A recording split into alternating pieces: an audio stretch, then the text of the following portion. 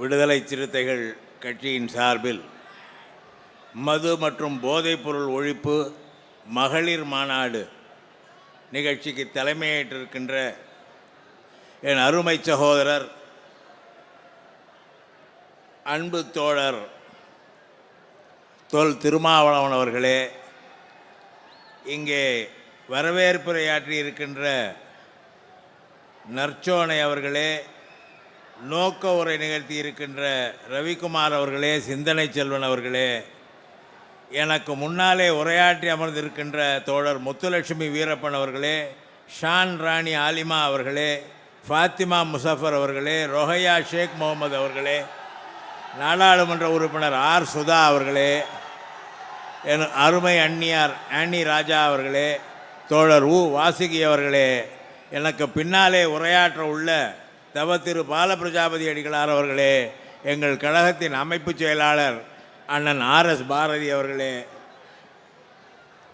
மற்றும் இங்கே திரளாக குழுமி உள்ள விடுதலை சிறுத்தைகள் கட்சியின் மகளிர் பெருமக்களே, மற்ற கழக தோழர்களே, உங்கள் அனைவருக்கும் எனது வணக்கத்தை தெரிவித்துக் கொள்கிறேன்.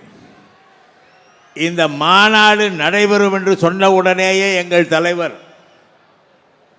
சகோதரர் தொல் திருமாவளவனை அழைத்து எங்கள் கட்சியின் சார்பில் 2 பேர் கலந்து கொள்வார்கள் என்று சொன்னார். எங்கள் பெயரையே சொல்லி சொன்னார். காரணம், இந்த மாநாட்டின் நோக்கம் மிக உயர்ந்த நோக்கம். இந்த நோக்கத்திற்கு துணை நிற்பது திராவிட முன்னேற்ற கழகத்தின் கடமை என்ற அந்த எண்ணத்திலே அவர் சொன்னார். இந்த குடி, போதை, இது மனிதர்களை மனிதர்களாக மற்றவர்கள் மதிப்பதை கெடுக்கிறது.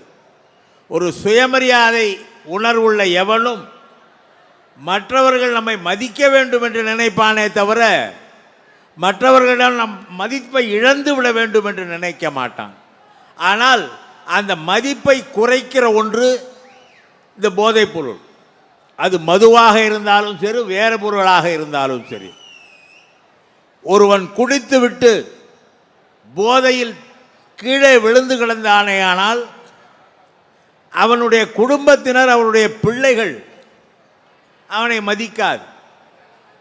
மற்றவர்கள் சொல்வார்கள், என்ன உங்கள் அப்பா குடிச்சிட்டு கீழே கிடக்கிறார்.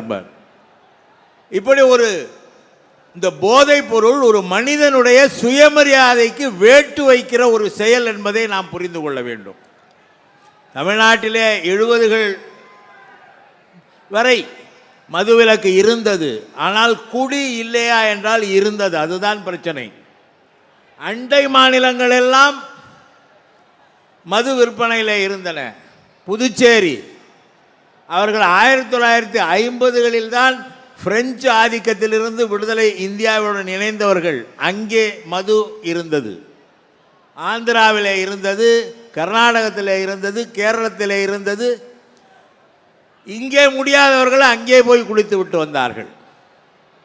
எனவே இந்த நோக்கம், இந்தியா முழுமைக்கும் மதுவிலக்கு கொள்கையை அமுல்படுத்த வேண்டும் என்ற அந்த ஒற்றை நோக்கம்தான் இதற்கான ஒரு வெற்றியாக அமையும் என்ற கருத்தை எங்கள் தலைவர் அவர்கள் ஏற்றுக்கொண்ட காரணத்தினாலே நீங்கள் போய் பேசிவிட்டு வாருங்கள் என்று சொன்னார். இன்றைக்கு என்ன நிலை? போதைப் பொருளை ஒழிப்பது என்பது சுயமரியாதை உணர்வுள்ள ஒவ்வொருவனும் புரிந்து கொண்டு நடந்து கொள்ள வேண்டிய ஒன்று. அதுதான் பிரச்சனை. இது தனி மனித நடவடிக்கைகள். இது கிடைக்கவில்லையா அதை சாப்பிடுவோம், அது கிடைக்கவில்லையா இதை சாப்பிடுவோம் என்று அலைகிறார்களே தவிர இதையெல்லாம் சாப்பிட்டால் நம்முடைய மரியாதை என்னாகும் என்பதை பற்றி யாரும் கவலைப்படுவதில்லை. இந்த சமுதாயம் உயர்ந்த சமுதாயம். தமிழ் சமுதாயத்துக்கென்று பல சிறப்புகள் உண்டு. தமிழ் சமுதாயம் சமத்துவ சமுதாயம். பலருக்கு தெரியாது. உலகத்திலேயே இன்றைய மகளிர் மாநாடு என்பதனால் இந்த செய்தியை நான் சொல்கிறேன். உலகத்திலே ஒரு 5 மொழிகளை 6 மொழிகளை செம்மொழி என்று சொல்வார்கள், கிளாசிக்கல் லாங்குவேஜ்.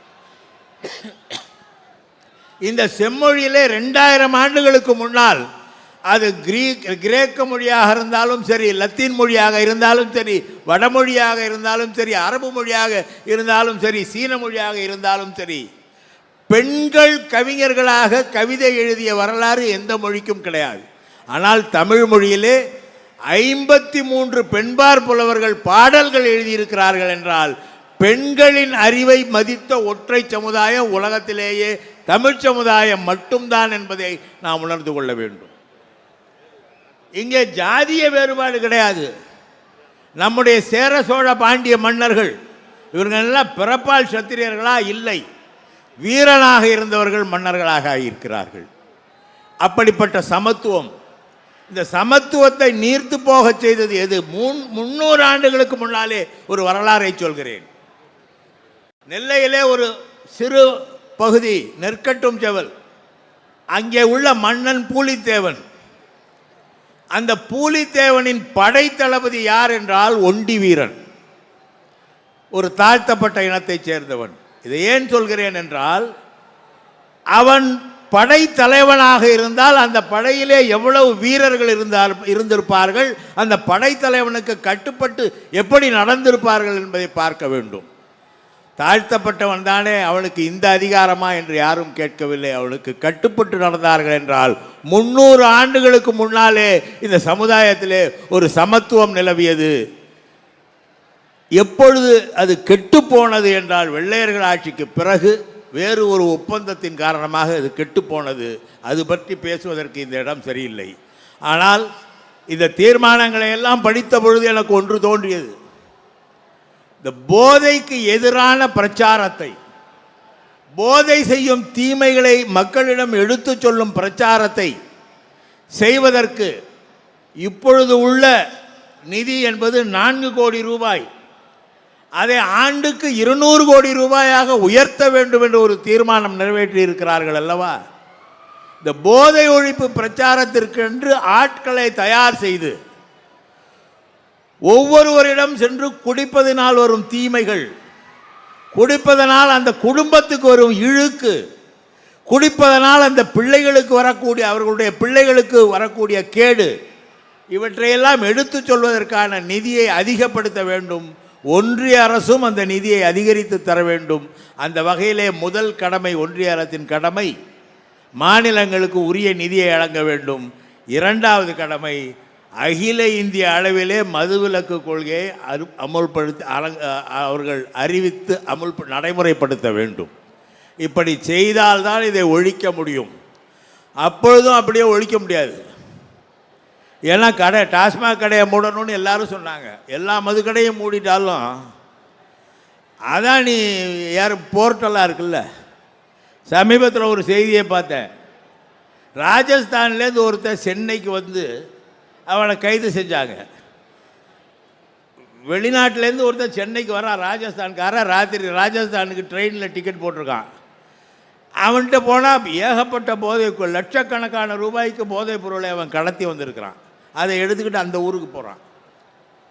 குஜராத்திலே போதைப் பொருளால் உயிரிழந்தவர்கள் எண்ணிக்கை கடந்த ஆண்டுக்கு முந்தைய ஆண்டு 96 பேர். ஆனால் குஜராத் அரசு அதை ஒத்துக்கொள்ளவில்லை. பீகாரிலே 140 பேர்.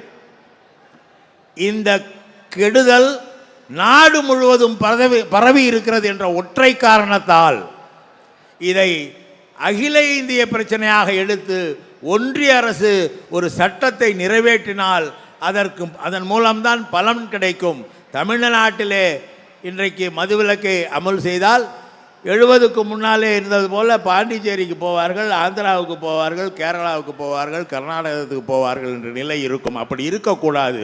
நாடு முழுவதும் இந்த போதைப் பொருள் விளைவிக்கின்ற தீமைகளை மக்களுக்கு உணர்த்த வேண்டும்.